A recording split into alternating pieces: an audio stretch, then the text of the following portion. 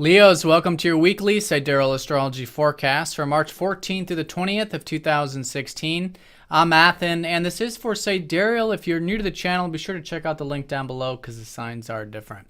All right, so Leo, this week is a week of integrating these solar eclipse energies, which have been coming in since last week, and we're right in the middle of the two eclipses. So the solar eclipse leading into the lunar eclipse. So the first quarter is all about taking action, implementing and integrating whatever new insights or new things that have been coming to us this past week or so. So this is specifically for you, involving on one hand relationships, which has been the 7th house. It's been right on the cusp between Aquarius and Pisces. So a little bit of where you can make change with relationships, right? Changing your perspective. It might be literal, it might be internal. Partnerships, perhaps, just new insights about this, specifically with the past, what's worked for you in the past, what hasn't, etc.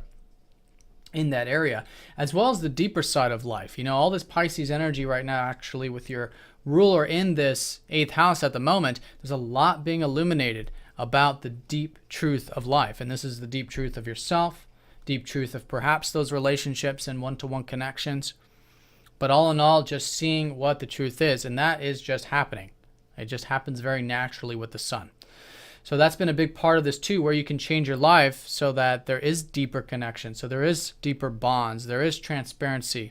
And the transparency and vulnerability and openness and healing all starts with self.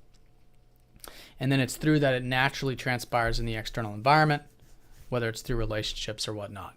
So very deep time with that, but also very lighthearted time on another note. You know, you've got Venus in the 7th house. You're going to have Mercury here for about the first half of the week. It's going to be shifting into your 8th here on Thursday. So with Venus in particular, actually a good placement here in the 7th is there is this one-to-one sort of relationship stuff that you can connect to, and that can be quite enjoyable. Now, this early part of the week, Venus will be squaring up to Mars on Monday and Tuesday. So here, specifically with this perhaps new motivation to get involved with either home, family, set your roots in life, get involved with your health, maybe connect to your emotional body, which has been a more serious grounding element for you with Saturn down here. There's now motivation. And your energy levels for some of you might be on a low, and that's because Mars is at the bottom of the chart in terms of your intentions, your assertiveness. And so it's good to go into the emotional body, right, and explore it, because Mars is the natural ruler of that 8th house. So a lot of these deeper transformations and things are happening in terms of you reflecting about the past, about your roots, right, and the emotional energy. So that's going to be integration, seeing how you can bring in the emotional with the easier surface one-to-one relationships, right? And that's the squares, that the emotions and relationships kind of square each other in life, that they aren't that easy on a surface level. Of course, as we get deeper, it's a trine, it's the 8th house, but on just a surface level relationship, right, nurturing, caring, protecting, these kinds of things are all sort of being integrated and really connecting to your sentiments, your emotions with relationships this early part of the week.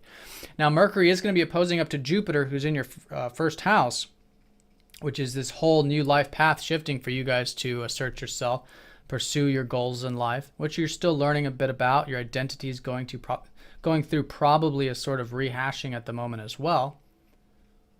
Now with this opposition, this is all about balance between you and relationships.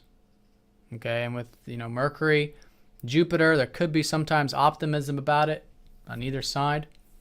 But really seeing that, of course, what is good for your relationships, well, it's really good for your relationships, is for you to do what's actually good for you. Not anything that you do is for you is good, but what is actually good for you is good for your relationships and vice versa.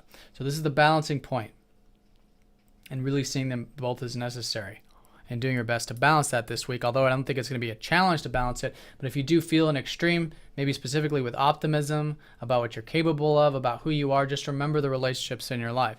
Remember harmony, remember mutual respect, these kinds of things, and vice versa. If it gets too far into the relationship side of it, remember the importance of having your own thing going on. So that's going to be the early part of the week. Now, Saturn's actually squaring up to this position, and Mercury's sextiling up to this position. So particularly with this, not Mercury, Pluto. Pluto's sextiling up to it. Particularly with this Pluto's trining up to Jupiter, and that's going to go exact on Wednesday. So there's a lot of this powerful support to make change. And this is, again, change with you, your identity, your goals, your aspirations. Very, very, very powerful. It's a gateway for that. Now, the squares with Saturn saying, okay, that's fine and fantastic, but there has to be that grounded, mature, stable approach. And it's really about building, again, and setting those foundations with your roots, whether it's with home, family, or health, taking that stuff seriously. And that will integrate it, that will build it, and help you be patient in the process.